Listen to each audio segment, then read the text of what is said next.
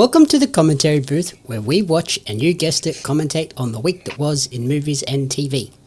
I'm your host and play-by-play commentator, Jamie Apps, and each week I'm joined by a rotating cast of colour commentators to help you find your next viewing treat. This week I'm joined by Impact Fee Technician, who lists their favourite movie as A Nightmare on Elm Street and favourite TV show as Golden Girls. Welcome back to the show, Corrina Mabey. Hello. Ooh, sorry. Ooh. Lose my balance. Careful, you might fall off a chair again. Listen here, I fell off chairs at work. I don't fall off chairs at home, and I didn't surprisingly fall off chairs on my vacation, which was a really big shocker. I was actually more stable on a moving ship than I was standing normally. It's concerning. Do you want to tell your bathroom that? Hey, you know what? I cleaned it up. It's cool. It was just one really fun night that did not land so well the next morning, but it's cool. It's all good. Mm-hmm. It's cool.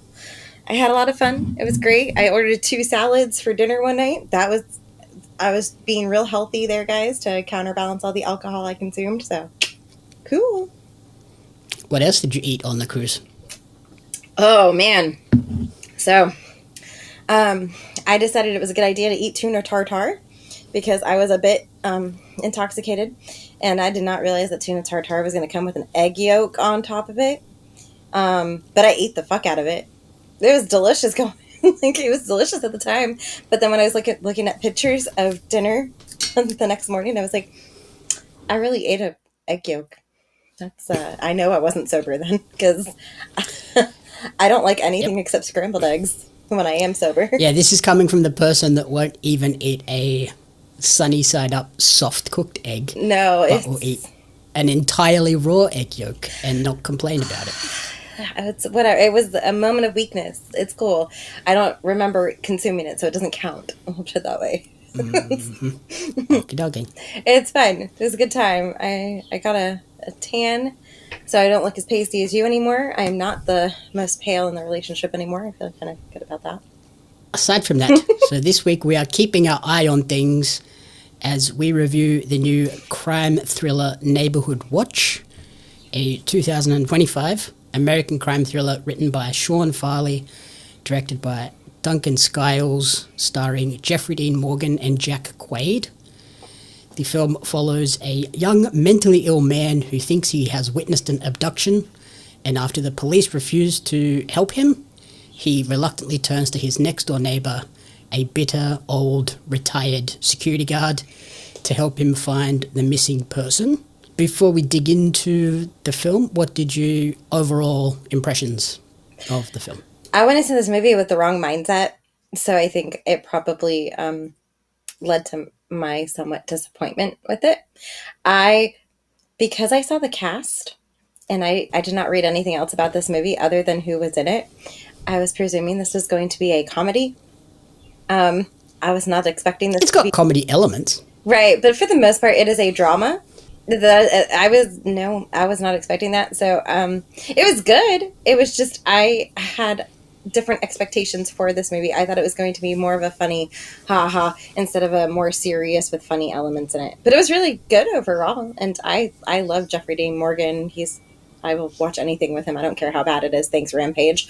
And Jack Quaid's fantastic. But again, I've only seen Jack Quaid in somewhat comedic roles. Novocaine was a real funny, not meaning to be kind of funny kind of thing. So, have you seen the AI robot one that he's in?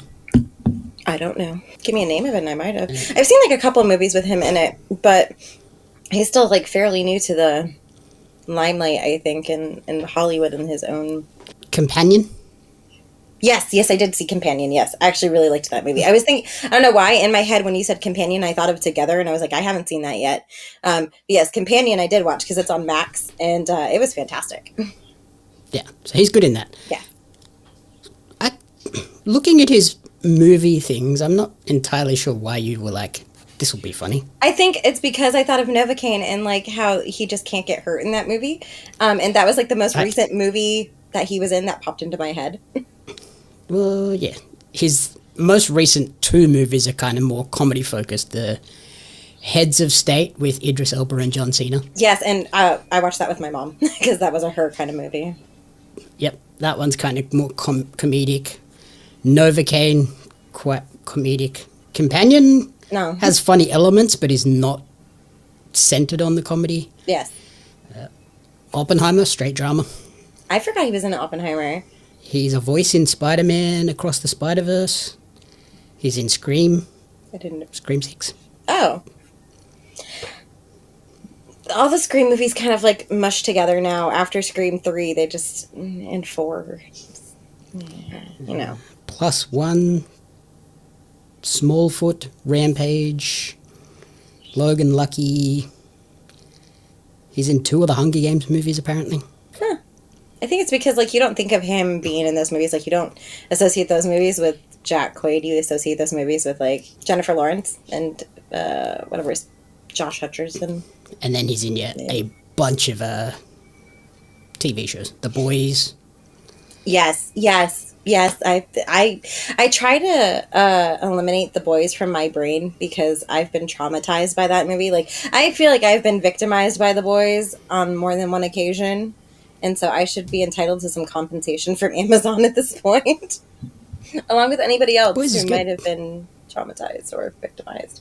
I don't particularly see him as a comedy actor. I see him just as like an all-rounder, and he just, in this one, is like the comedic element to Jeffrey Dean Morgan's serious curmudgeon, grumpy old man.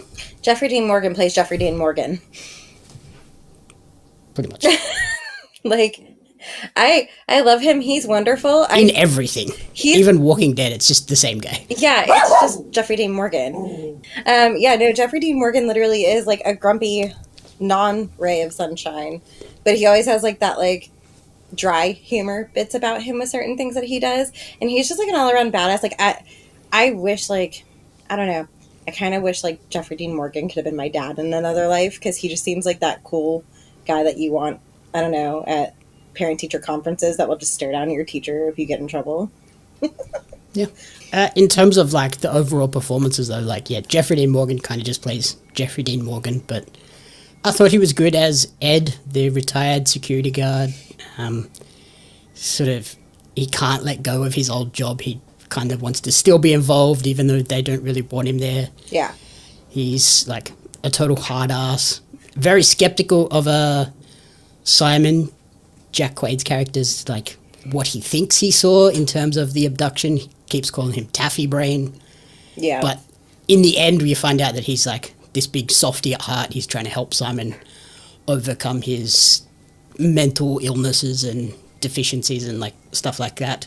Yes. I thought he was really good. And then Jack as Simon, who is a young man who's quite clearly battling psychosis and schizophrenia after being in treatment.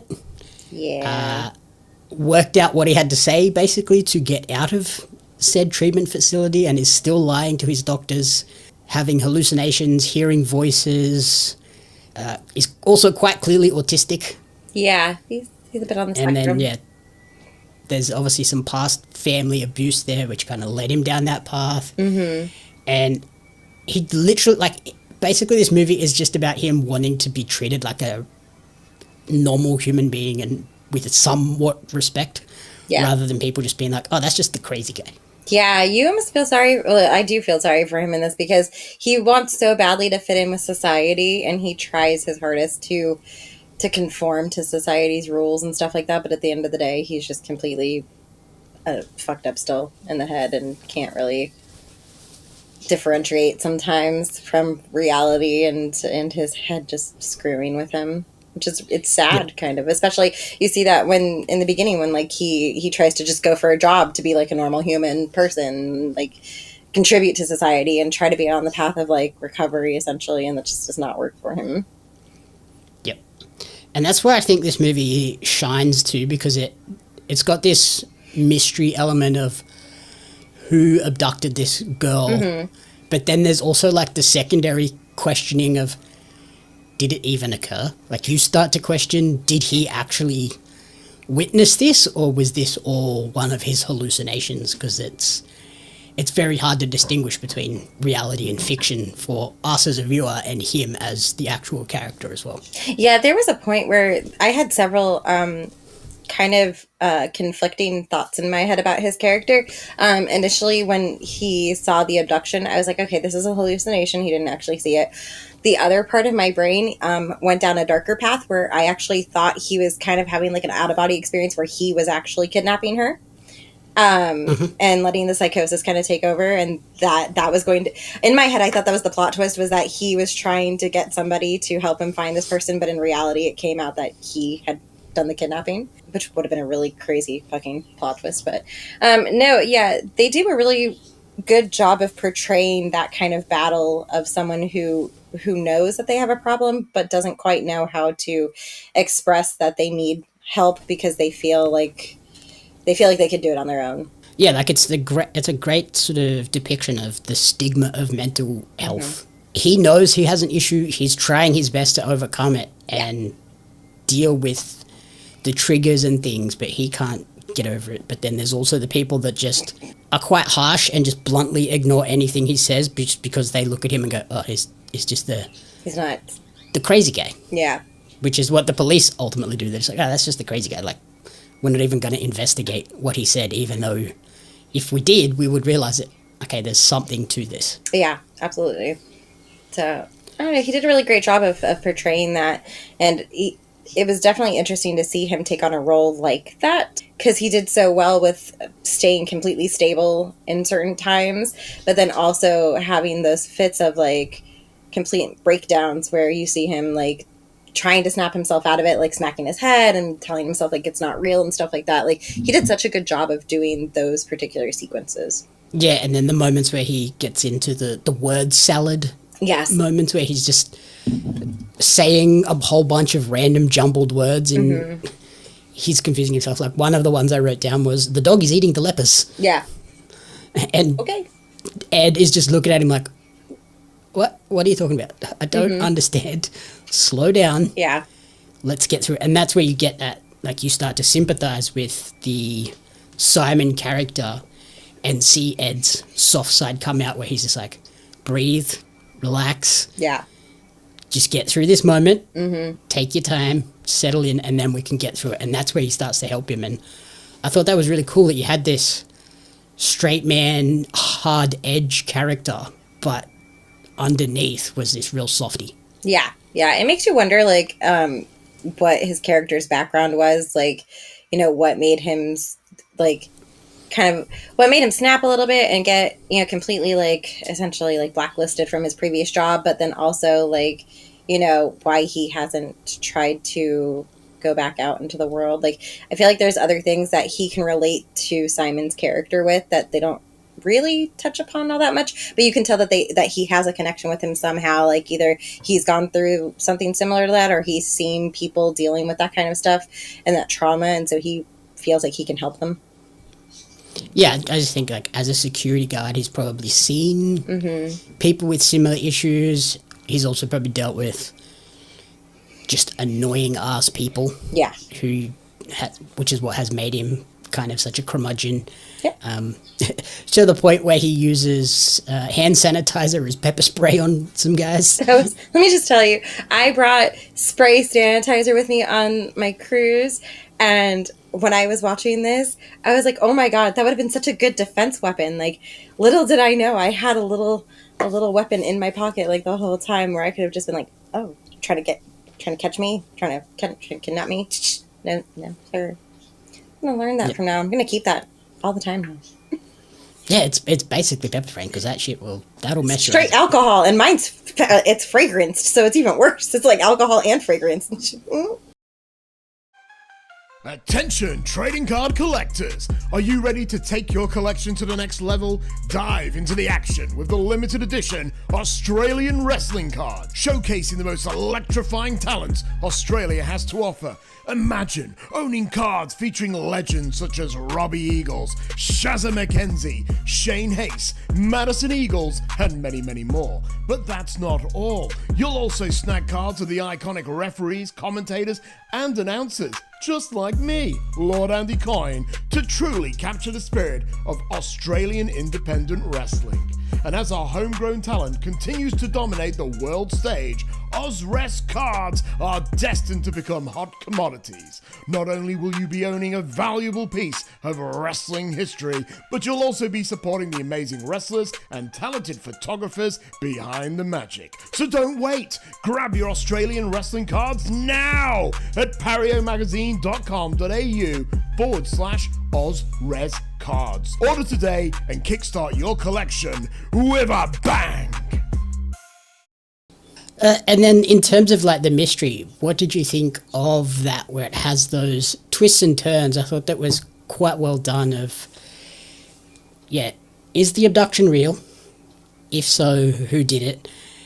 But yeah, like the first part is the abduction even real? Because when we see the abduction happen, the abductor turns around and Simon just sees like a flat face. There's no features or anything on it. And then that's where you start to really question, okay, so what is this real? Is this a hallucination? And I thought that was really well done.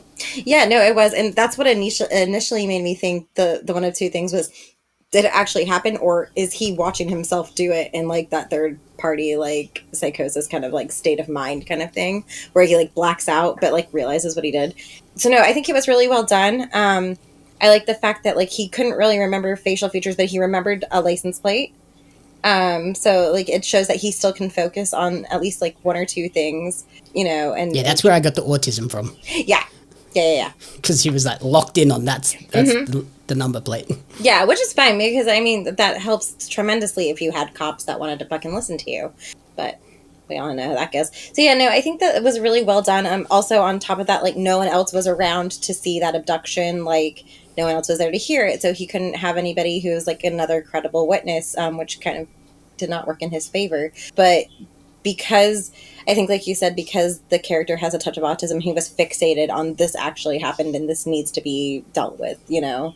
And then, yeah, we get all those twists and turns where it's like, oh, maybe this person's involved, maybe that person's involved. And then it even gets a bit sinister at the end when, like, they're starting to stalk Simon and Ed and break into their houses and things like that. And I thought that was well done. The twist reveal with the clocks was really well done in terms of like planting that seed early, with Ed having the same clock in his house that's like also a secret safe. Yeah, that was genius. I loved that. I was like, what are the odds? It was just really cool because like when you see that at the start, you go, okay, that's a weird feature to show us, but then they don't revisit it over and over again to like really hammer it home. It's just like one thing and you go, that's okay, cool. That's a random clock to have. I guess a security guard would have something weird like that in their house. Yeah, it's not. And then when it comes back as the payoff at the end, you're like, oh, cool. I like that they teased it. They didn't just have that. Yeah. Yeah, it was really smart kind of foreshadowing. I appreciate when movies do that, especially when it's like you said, like really subtle, and they don't like go back and punch it into your brain like, oh, this is a clue, oh, this is going to tie in or something like that. They just kind of left it to, oh, wait, didn't we see that earlier?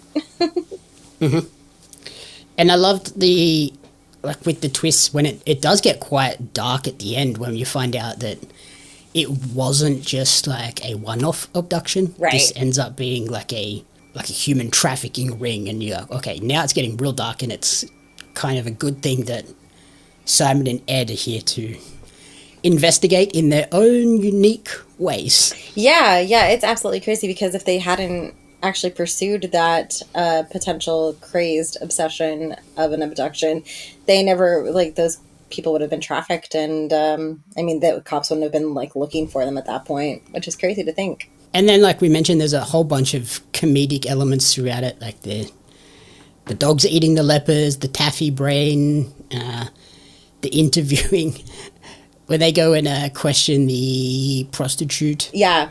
And the lady at the DMV with the licenses. And it's like, these are really funny moments in terms of like, you get the kind of the buddy cop element of the story as well. Yeah, I really love that. I like when they essentially ambush the guy at his own store, and they've taken a gun.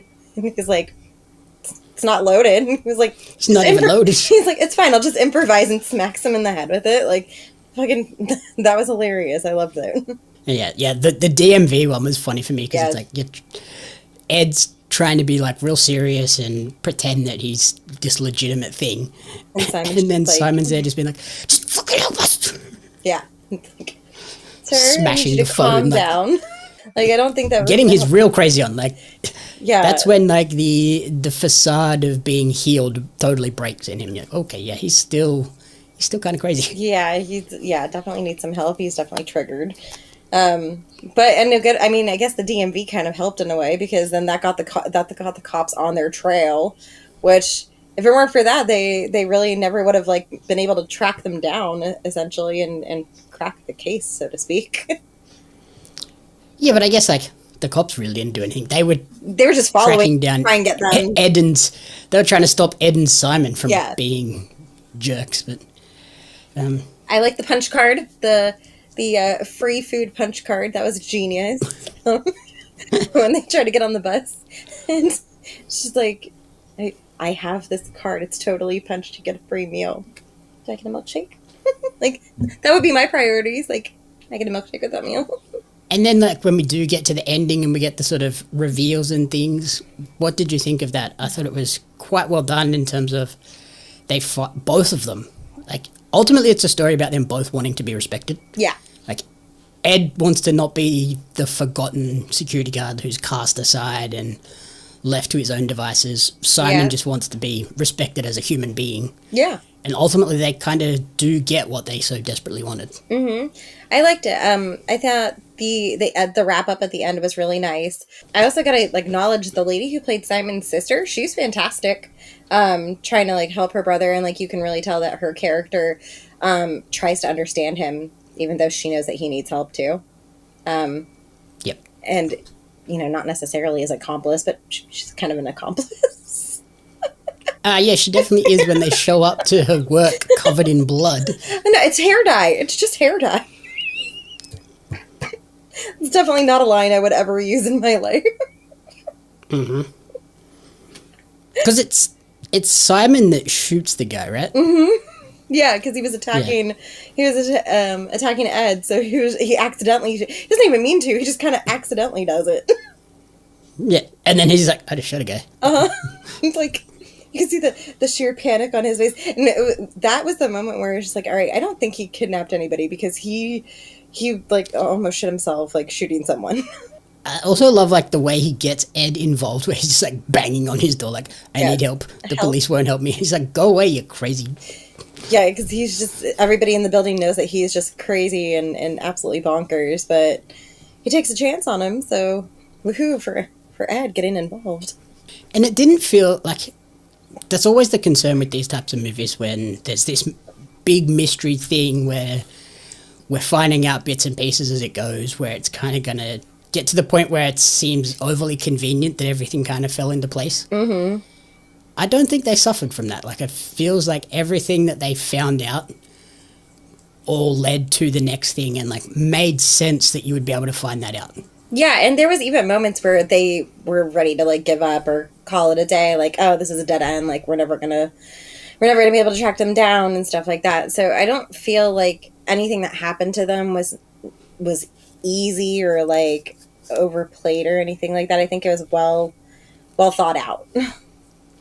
Yeah, it's like nothing was kind of just dropped in their lap that then led them to the next thing. It was like they had to work hard to find it. And then when the abductors start to realize that there's someone on the trail of them and they try to stop it, that's when you realize there's something bigger at play. It's not just a one and done thing. Yes. Mm-hmm.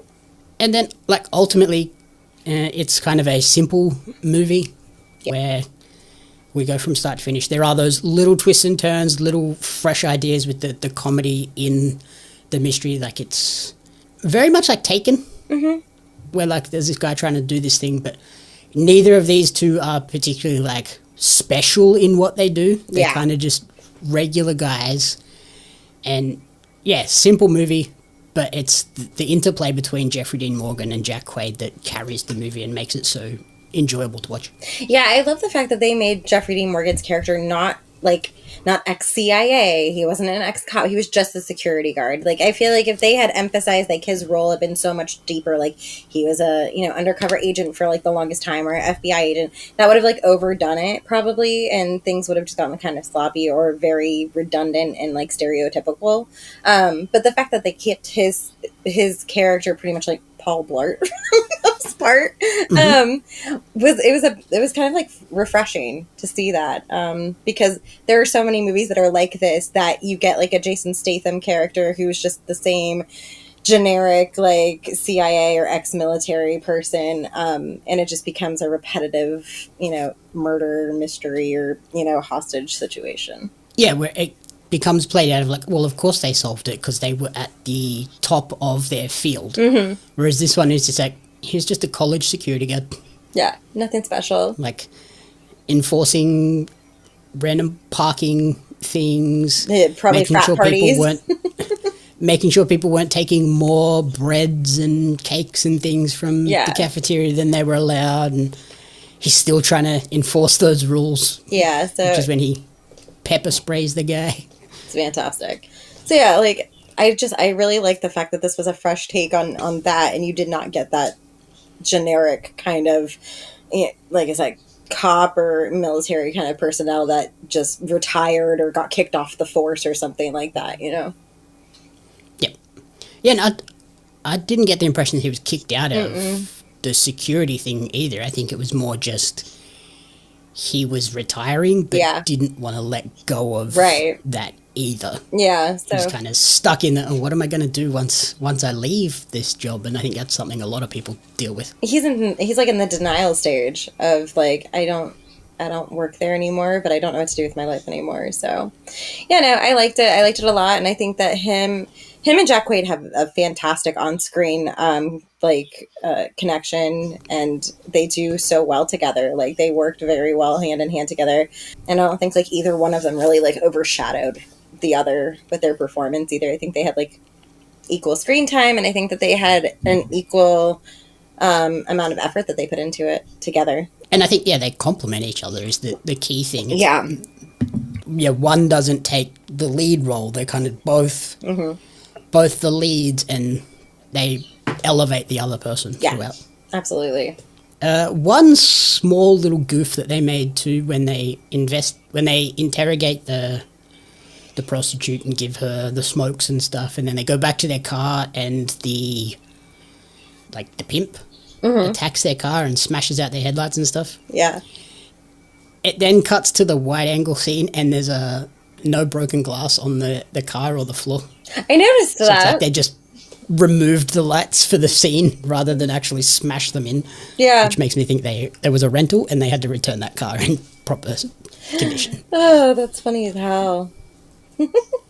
I love those. I like when you can go back and see different angles of things where things have like shifted or are not quite what they should have been.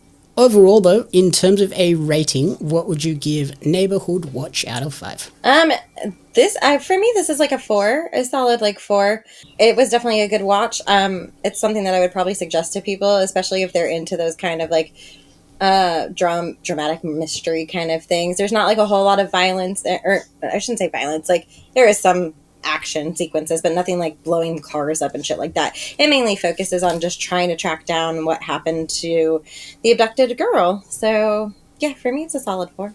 Yeah, I gave it a 3. I just thought it was a little simplistic, like really solid weekend watch of I just want a chill Friday night movie. I think this is the way to go, and it does a nice job. Yeah, I'm also biased though because Jeffrey Dean Morgan is like one of my favorite people ever.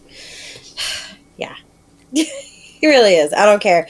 He's just fantastic in everything, so whatever. Fuck it. Well, you should watch more of The Boys. I don't like The Boys because But then you get to watch both of these people in The Boys.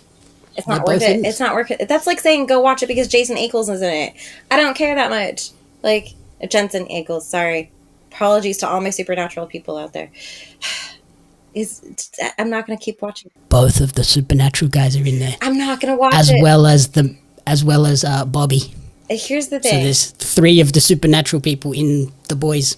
No, I don't care, and it's not happening. Sorry, I can't. But you can see Sam, Dean, and Bobby Singer. I don't. You can't convince me. Sorry, I just can't. I can't. And Jack Quaid. I just. Sam, Dean, Bobby Singer, and Jack Quaid. Why would you not watch this show? You're still not selling it for me. And an octopus. That's where I'm drawing the line, is the octopus, especially given the TikTok that released that I sent you. Mm-hmm. Just, yeah, no, we're good. Thanks, Amazon. Okay. Well, that is Neighbourhood Watch, coming out on DVD in Australia very soon. I wonder, is yours, so when they advertise it for y'all, does it have the U in it?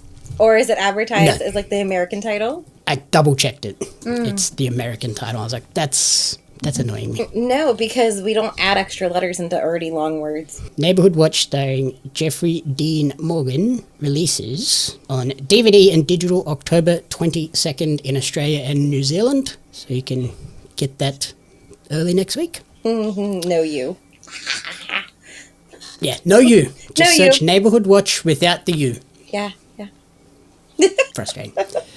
But thank you for listening to the commentary booth. If you enjoyed the show, please remember to rate, review, and subscribe on podcast services and on YouTube. You will definitely want to come back next week for a pretty big episode of something that we cannot reveal, but you'll want to come back. Yes. I'm so excited. Cannot wait. And you can follow Corrina on Instagram at Miss Corrina Renee. And where else? You can also follow me on my Bookstagram page, which is living_dead_books. I have a couple ARC reviews that are coming up before the end of the month. We just got a really big announcement about my favorite fucking series in the entire world. So I'm really excited for that when that book eventually drops, hoping for November, I think. So yeah, bunch of new stuff coming out. Constantly looking for more ARCs to read. So as soon as I get them, y'all will find out. Brit. And you can follow me on social media at JamUpsMedia and at Pario Magazine.